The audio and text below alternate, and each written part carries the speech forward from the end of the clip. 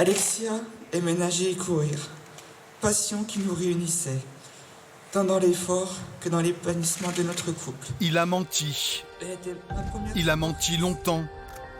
Il a menti plusieurs fois. Il leur a proposé différents scénarios.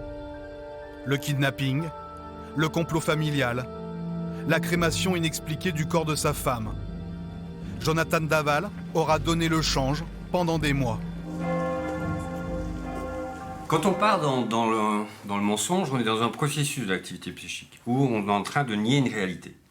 Cette réalité qui est niée, là dans ce cas, c'est pour éviter une responsabilité et même une culpabilité. Sylvain Loy est psychanalyste. Il a suivi toutes les étapes de l'affaire, lu les différents rapports d'expertise psychiatrique. Il explique le mécanisme de déni du meurtre. Ce processus fait que Jonathan Daval part dans des scénarios. Il faut à tout prix nier la réalité, la masquer, et trouver en fait une stratégie, un processus pour qu'il soit innocent. Ce scénario, Jonathan Daval l'aura modifié plusieurs fois. Comme en juin 2018, où 5 mois après avoir avoué, il se rétracte. Il accuse Grégory Gay, son beau-frère, d'avoir tué sa femme lors d'une réunion chez les parents d'Alexia. La théorie du complot familial comme nouvelle échappatoire, mais personne n'y croira.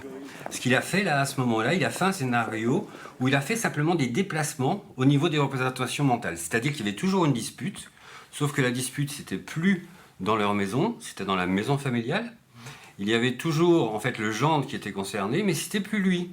C'était l'autre gendre, le mari de sa sœur. Et en fait, le secret de sa culpabilité, il s'est transformé comme un secret familial. Juin 2019, la reconstitution des faits.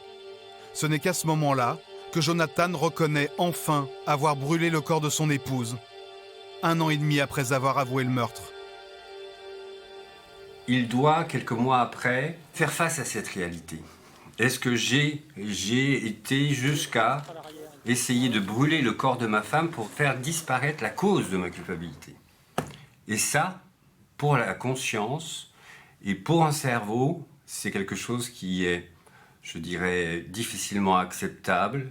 Pourquoi? Parce que Jonathan Daval n'a pas, on va dire, un CV de criminel. Hein, c'est un acte qui était malheureux, qui est devenu criminel et qui après s'est transformé du fait de ce processus de mensonge comme un processus diabolique. En 20 mois d'enquête, Jonathan Daval aura donné 5 versions différentes. Enfermé dans son mensonge, il aura tout tenté avant de devoir tout avouer.